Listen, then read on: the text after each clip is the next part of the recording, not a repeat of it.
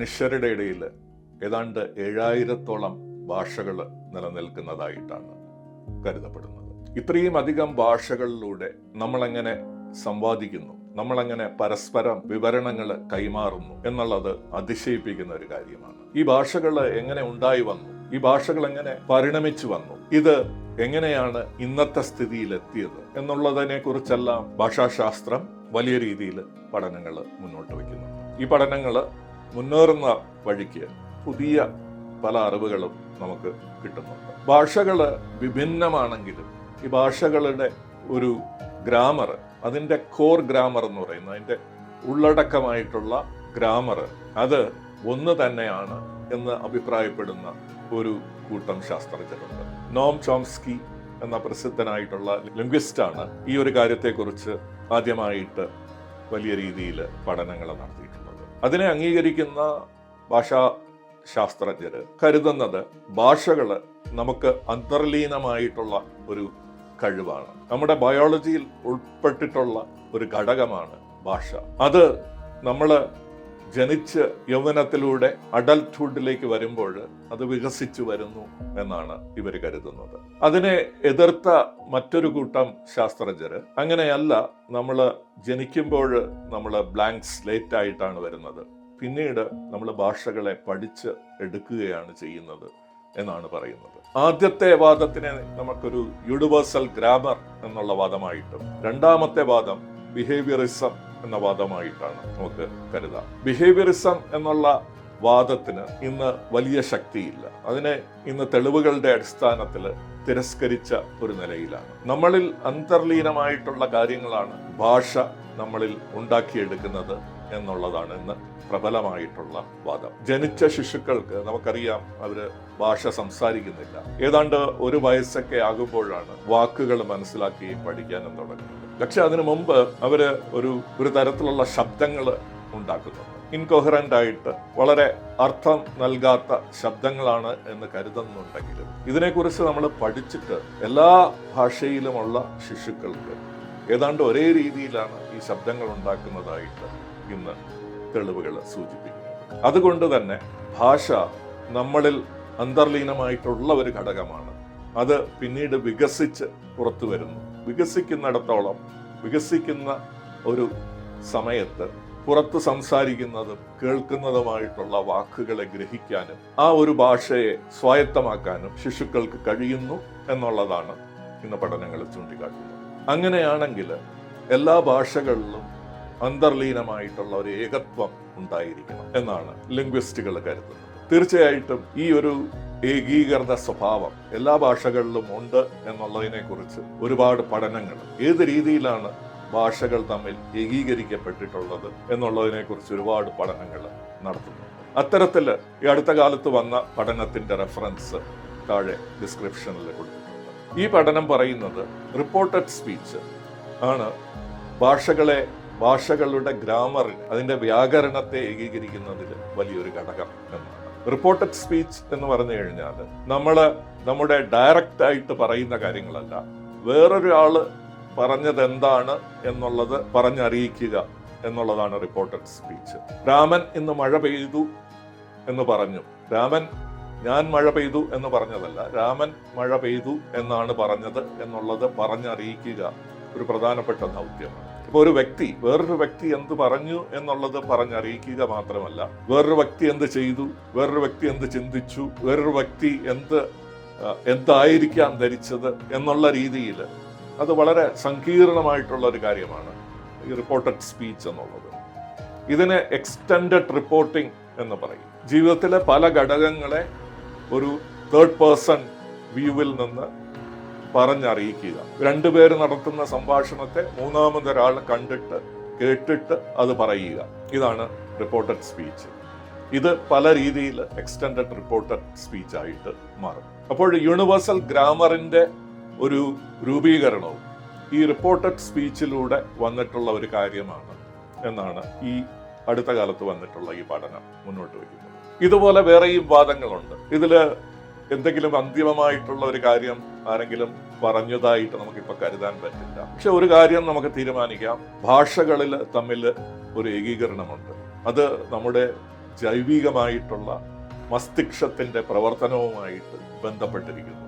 നമ്മളെങ്ങനെ കാര്യങ്ങളെ ഗ്രഹിക്കുന്നു, എങ്ങനെ കാര്യങ്ങളെ അപഗ്രഹിക്കുന്നു എന്നുള്ളതിനെ മുൻനിർത്തിയാണ് ഭാഷകളും രൂപീകരിച്ച് വരുന്നത്.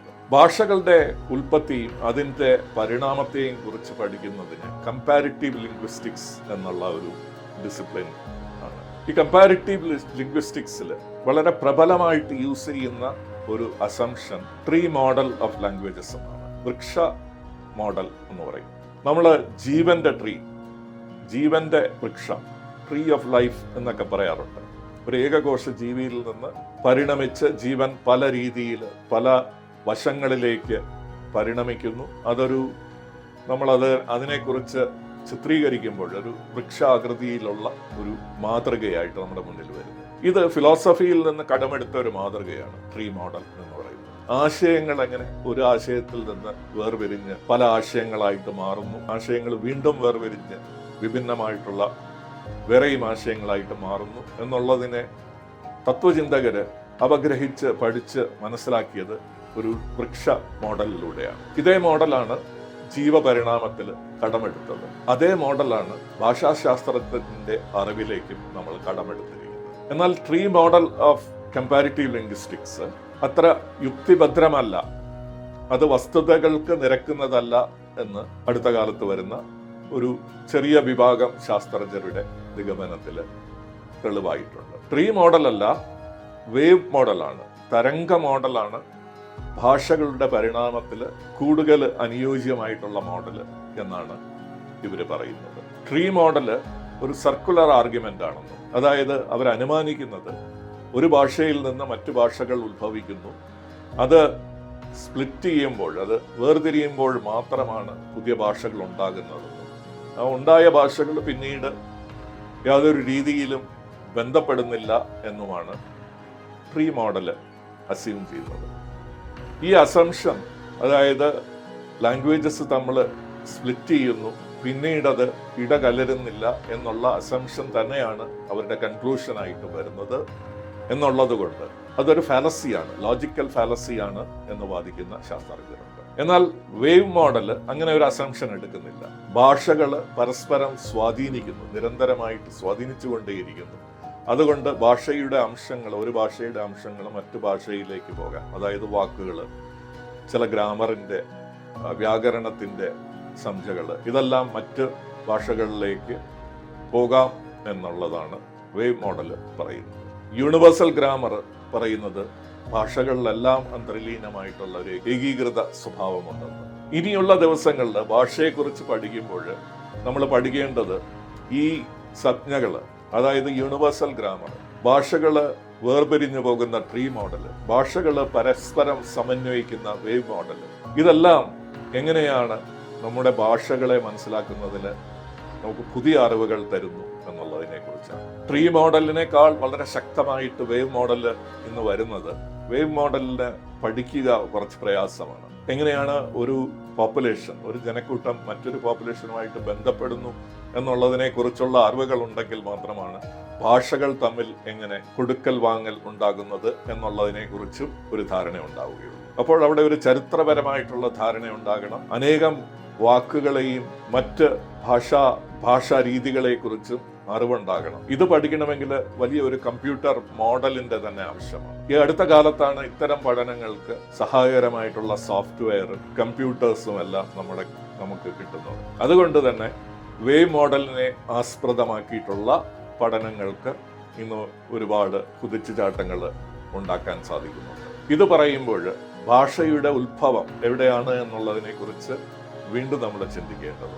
സാധാരണ ഇന്നത്തെ ഒരു മെയിൻ സ്ട്രീം ലിംഗ്വിസ്റ്റിക്സിൽ കരുതുന്നത് ഭാഷ ഏതാണ്ട് 50,000 വർഷങ്ങൾക്ക് മുമ്പാണ് മനുഷ്യർ ഭാഷ സംസാരിക്കാൻ തുടങ്ങി എന്നുള്ളതാണ്. അതായത് 3 ലക്ഷം വർഷങ്ങളോളമായി ഹോമോസേപ്പിയൻസ് എന്നുള്ള സ്പീഷ്യസ് ഉത്ഭവിച്ചിട്ടുണ്ടെങ്കിലും ഏതാണ്ട് 50,000 വർഷങ്ങൾക്ക് മുമ്പാണ് സങ്കീർണമായിട്ടുള്ള ഭാഷ സംസാരിച്ചു എന്ന് കരുതപ്പെടുന്നത്. എന്നാൽ പുതിയ പഠനങ്ങൾ പറയുന്നത് അതിനു മുമ്പ് ജീവിച്ചിരുന്ന ഹോമോസേപ്പിയൻസിന് മുമ്പുള്ള മനുഷ്യ സ്പീഷീസുകളിലും ഭാഷയുണ്ടായിരുന്നു. ഏറ്റവും കൂടുതൽ കാലം ഭൂമിയിൽ നിലനിന്നിരുന്ന മനുഷ്യ വിഭാഗത്തെ നമ്മൾ ഹോമോ എറക്ടസ് എന്ന് പറയും. ഹോമോ എറക്ടസ് കടൽ മാർഗം സഞ്ചരിക്കാൻ കഴിവുള്ളവരായിരുന്നു. അവര് വളരെ രൂപീകൃതമായിട്ടുള്ള ഗ്രാമങ്ങളിൽ ജീവിച്ചിരുന്നു. അവര് വളരെ സങ്കീർണമായിട്ടുള്ള ടൂൾസ് ഉണ്ടാക്കിയിട്ടുണ്ട്. അവര് ആളുകളെ ആരോഗ്യകരമായിട്ട് പരിരക്ഷിച്ചിരുന്നു എന്നുള്ള കാര്യങ്ങളെ ഇന്ന് നമ്മൾ മനസ്സിലാക്കുമ്പോൾ ഭാഷയില്ലാതെ ഇതൊന്നും ചെയ്യാൻ സാധിക്കില്ല എന്ന് നമുക്ക് അറിയാൻ സാധിക്കും. ഭാഷയുടെ സഹായത്തോടു